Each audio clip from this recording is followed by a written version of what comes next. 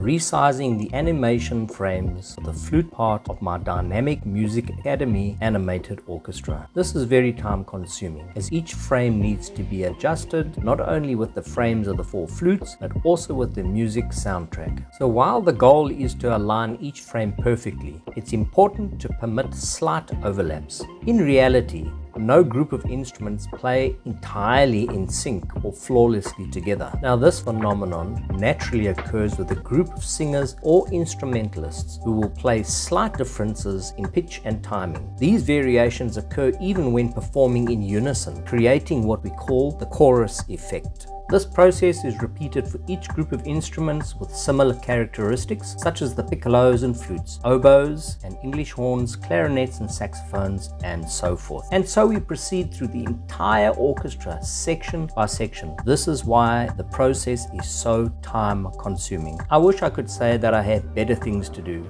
but somebody has got to do this, and quite frankly, I'm passionate about this.